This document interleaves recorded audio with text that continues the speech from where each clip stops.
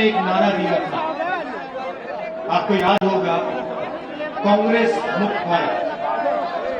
याद है आपको? याद है ना? ये कांग्रेस जो है, ये एक संगठन नहीं है, ये एक राजनीतिक दल नहीं है, ये एक सोचने का और जीने का तरीका है। एक तरफ आरएसएस और बीजेपी और दूसरी तरफ कांग्रेस पार्टी, ये दो सोचने और जीने के तरीके हैं। बीजेपी और आरएसएस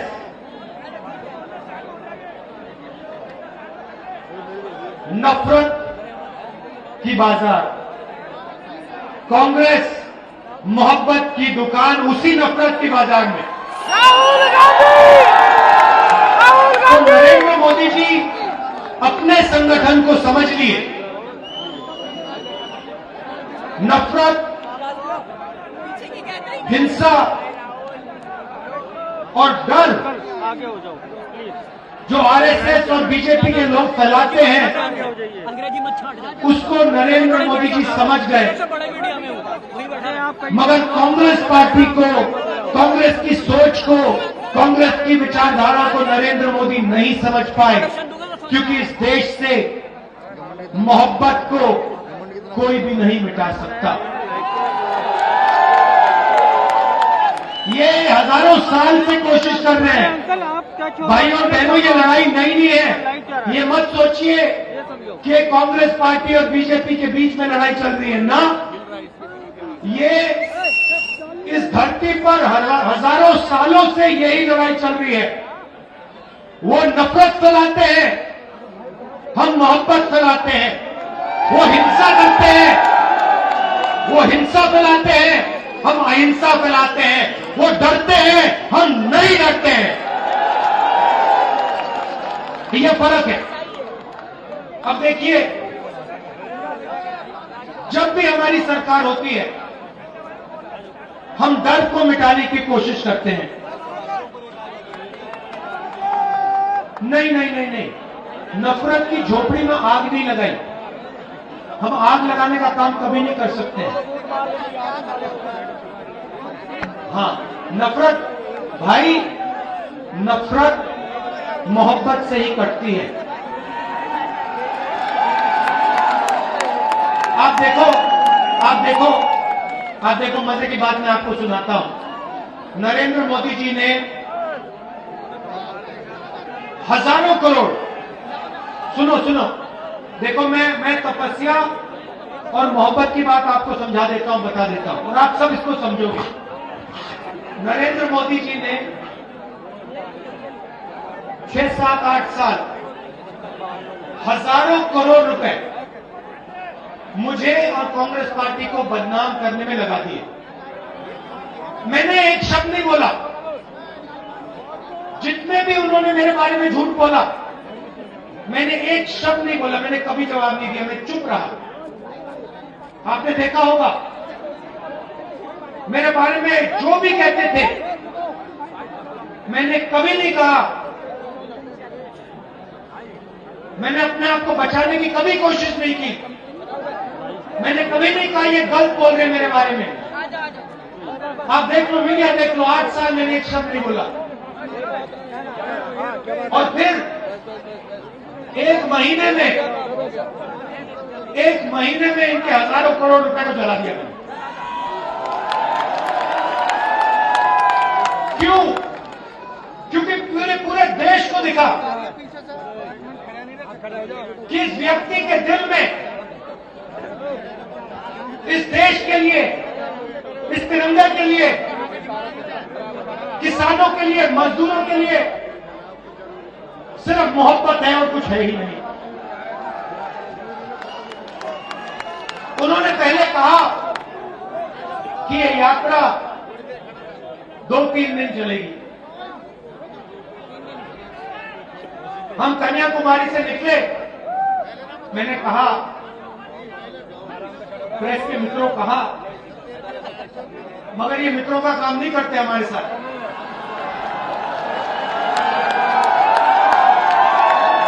देखो देखो पीछे पीछे घूम के देख रहे हैं, देखो।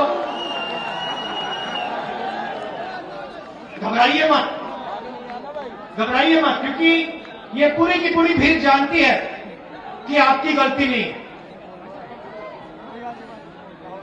आप पर लगाम बांधी हुई है, आप बंधे हुए हो। आपकी गलती नहीं, हम समझते हैं, आपकी मजबूरी है।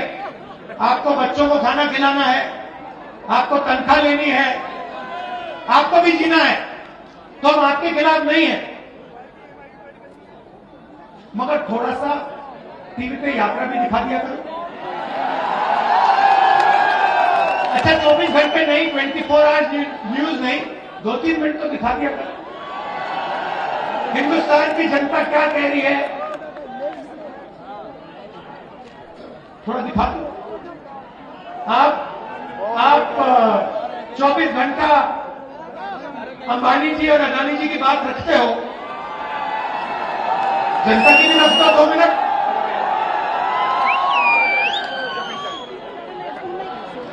तो कहा 3 दिन चलेगी यात्रा, 3 दिन नहीं खैर, 3 दिन चलेगी। फिर हम केरला आए, सुनो सुनो सुनो सुनो, फिर हम केरला आए। केरला में कहते हैं, केरला में कांग्रेस मजबूत है, कर्नाटक में बीजेपी की सरकार है, वहां पे यात्रा फ्लॉप होगी। ठीक है, हमने कुछ नहीं कहा।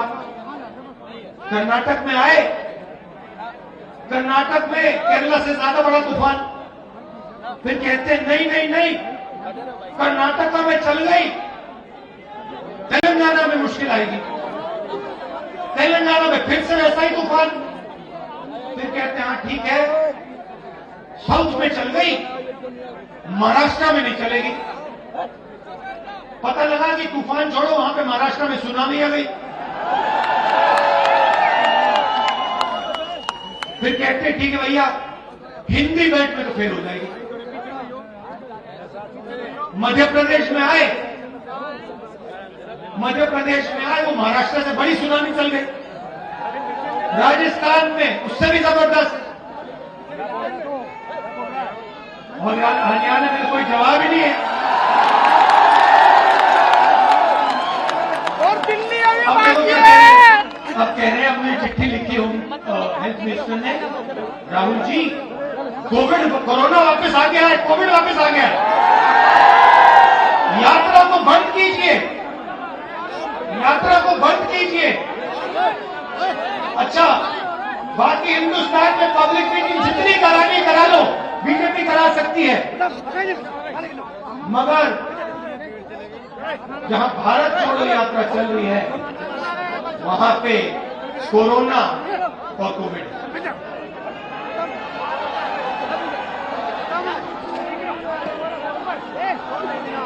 ये देखिए, ये कांग्रेस पार्टी की हुड्डा जी ने कहा, आने वाला समय कांग्रेस पार्टी का है। मैं उसको थोड़ा बदलना चाहता हूं। ये जो कांग्रेस पार्टी है,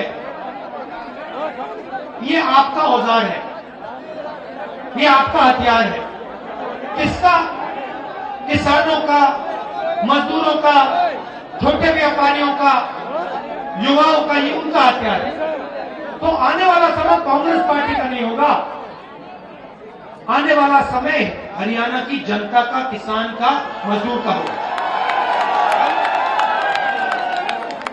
जरूर कांग्रेस पार्टी आपके साथ खड़ी होगी, मगर समय कांग्रेस पार्टी का नहीं, आपका होगा।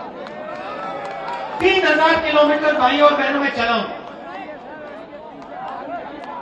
बारिश में, गर्मी में, सर्दी में, हजारों लोगों से बात की है, किसानों से, मजदूरों से, युवाओं से। युवाओं से पूछता हूं, क्या पढ़ा तुमने? कहते हैं इंजीनियरिंग की, कोई कहता है डॉक्टर बनना चाहता हूं, कोई कहता है मैंने आईएएस की तैयारी की। फिर मैं पूछता हूं इंजीनियर बनना था, अब क्या कर रहे हो? कहते हैं पकोड़े तल रहे हैं, पकोड़े तल रहे हैं, मिर्ची के पकोड़े, प्याज के पकोड़े।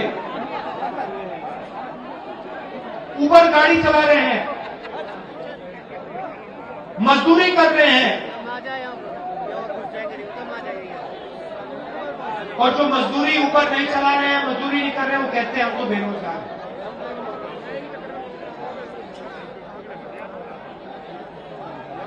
गलतफहमी में हो, मोदी जी ने नहीं किया। जैसे मैंने कहा ना इनके पीछे लगाम लगी है, वैसी ही लगाम प्रधानमंत्री जी के पीछे भी लगी हुई है। सरकार नरेंद्र मोदी की नहीं है, गलतफहमी में मत रहिए। नरेंद्र मोदी जी की सरकार नहीं है, अदानी और अंबानी की सरकार है। आप किसी भी छोटे व्यापारी से पूछ लो, वो आपको बता देगा नोटबंदी क्यों की गई, गलत जीएसटी क्यों लागू की गई। छोटे व्यापारियों को, स्मॉल और मीडियम बिजनेस चलाने वालों को खत्म करने के लिए नोटबंदी और जीएसटी लागू की गई। और यहां पे आपको फरीदाबाद में सबसे बेहतर मालूम है, क्या सपना देखा था आपने, क्या सपना देखा था मैन्युफैक्चरिंग सेंटर का, चाइना के साथ कंपटीशन का सपना आपने देखा, सारा का सारा बर्बाद हो गया, खत्म हो गया। ये आपकी सच्चाई है। सपना क्या था? आज आप अपने जूते के नीचे देखो मेड इन चाइना, शर्ट के पीछे देखो मेड इन चाइना। सपना यह था जब चाइना का कोई युवा बेजिंग की दुकान में जाके शर्ट खरीदे, उसके पीछे लिखा हो मेड इन फरीदाबाद। वो पूछे भैया ये फरीदाबाद क्या है, ये कौन सी जगह है? ये था सपना आपका। और यही सपना हमें पूरा करना है, क्योंकि अंत में भाई और बहनों, अंत में 21वीं सदी के दुनिया में हिंदुस्तान को चाइना के साथ कंपटीशन करना ही होगा और चाइना को कंपटीशन में हराना होगा। और उनको कौन हरा सकता है? उनको हिंदुस्तान के 2-3 अरबपति नहीं हरा सकते हैं।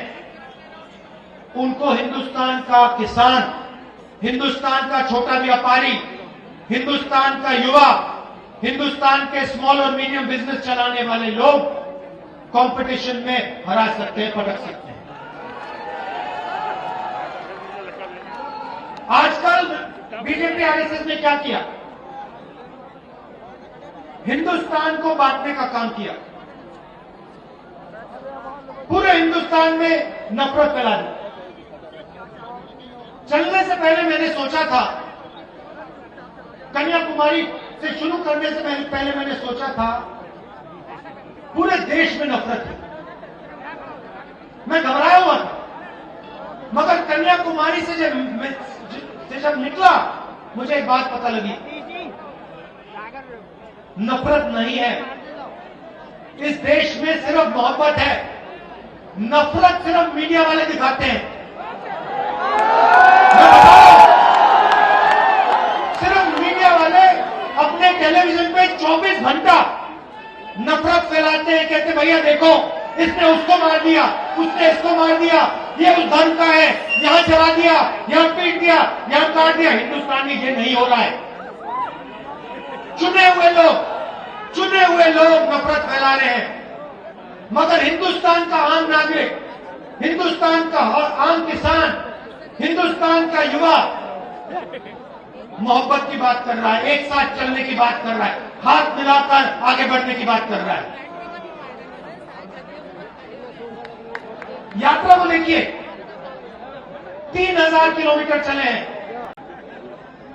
ये छोटा सा हिंदुस्तान है, नदी जैसा है, इसमें हर धर्म के लोग हैं। आपने टीवी पे नहीं देखा होगा मगर इंटरनेट पे देखा होगा, इसमें हिंदू, मुस्लिम, सिख, ईसाई सारे के सारे चल रहे हैं, हर जात के लोग चल रहे हैं, इसमें अमीर लोग चल रहे हैं, गरीब लोग चल रहे हैं, किसान, मजदूर, हर भाषा बोलने के लोग चल रहे हैं। और आपको इस यात्रा में नफरत नहीं दिखाई देगी। आप पूछिए, इस यात्रा में आप पूछिए, किसी से पूछिए, क्या इस यात्रा में आपसे आपका धर्म पूछा गया? क्या इस यात्रा में आपकी जात पूछी गई? क्या आपको धमकी दी गई? क्या आपको मारा गया? नहीं, सिर्फ मोहब्बत और इज्जत। और इस यात्रा में कोई गिरता है, अगर इस यात्रा में कोई गिरता है, भीड़ में गिर जाते हैं लोग, तो एकदम सारे के सारे लोग बिना पूछे एकदम उस व्यक्ति को उठा लेते हैं। हमारे पीसीसी प्रेसिडेंट से आप पूछ लीजिए, कल ये गिरे, मैंने देखा जैसे ही ये गिरे 5 लोगों ने इनको उठा दिया। किसी ने ये नहीं पूछा भैया तुम्हारा धर्म क्या है, तुम्हारी जात क्या है, तुम अमीर हो या गरीब हो, स्त्री हो या पुरुष, नहीं, एकदम उठा लिया। तो यही है हिंदुस्तान, ये यात्रा के अंदर हिंदुस्तान है, मोहब्बत है। और ये यात्रा कन्याकुमारी से श्रीनगर तक, ये तिरंगा दिखाओ, इसको जरा घुमाओ थोड़ा, खड़ा इसको, ये इसको हम जाके श्रीनगर में लहराएंगे।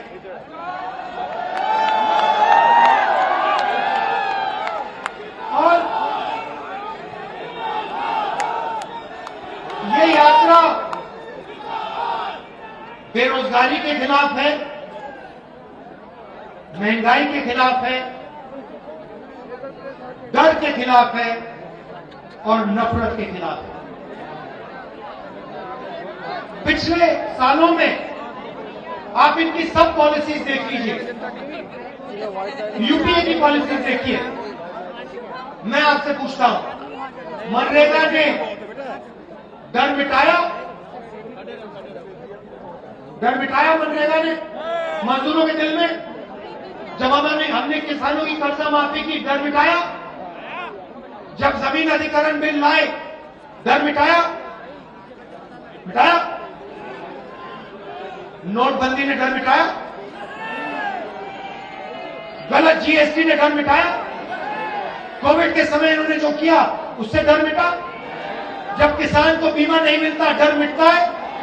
ये तो इनकी सारी की सारी पॉलिसीज, बेरोजगारी से डर मिटा, इनकी सारी की सारी पॉलिसीज डर फैलाने की पॉलिसीज। ये चाहते हैं कि किसान, मजदूर, युवा सबके दिल में डर हो, क्योंकि वो उस डर को नफरत में बदलते हैं। अगर इस देश में डर नहीं है तो इस देश में नफरत नहीं हो सकती। आप सोचो, आपके दिल में नफरत कब पैदा होती है?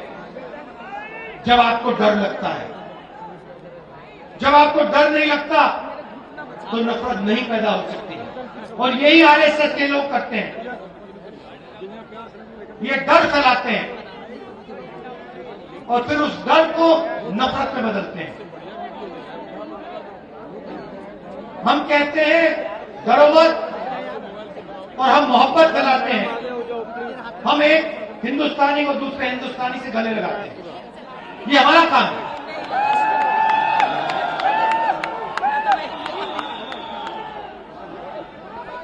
आपने इतना प्यार दिया, देखिए आसान काम नहीं है। मैंने सोचा था जब कन्याकुमारी से निकले, सब यात्रियों ने सोचा भाई 3600-700 किलोमीटर आसान काम नहीं है। हिंदुस्तान के लिए हमने ये काम शुरू किया मगर हमने सबने सोचा था कि आसान काम नहीं, मगर 10 दिन में अजीब सी बात होनी शुरू हो गई। हम सुबह उठते, आमतौर से आदमी सुबह उठता है, फ्रेश होता है ना, जगने के बाद फ्रेश होता है और शाम को थोड़ी थकान आ जाती है, सही बात। अजीब सी बात यह थी कि हम 5 बजे उठे, 7-8 घंटे चले और शाम को कोई थकान नहीं। आप किसी भी यात्री से पूछ लो, किसी को थकान नहीं हो रही। आप मेरा चेहरा देखो, क्या आपको लग रहा है, मेरे चेहरे पर लग रहा है कि मैं 3000 किलोमीटर चला ना? क्यों? क्योंकि आपने अपनी शक्ति हमें दी, हम अपनी शक्ति से नहीं चले, हम अपनी शक्ति से नहीं चले हैं, हम आपके प्यार और आपकी शक्ति प्रयोग करके चले हैं, आपने हमें चलाया है। तो इसके लिए मैं आपको दिल से धन्यवाद करना चाहता हूं।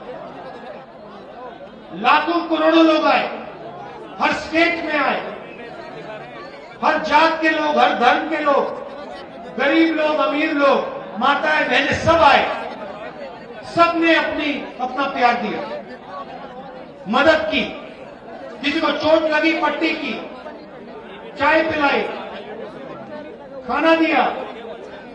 हिंदुस्तान ने हमारी मदद की है और हम इसको कभी नहीं भूलेंगे, पूरी जिंदगी भर नहीं भूलेंगे। और जो आपने हरियाणा में हमारा स्वागत किया, जबरदस्त स्वागत आपने हमारा किया, इसको हम कभी नहीं भूलने वाले हैं।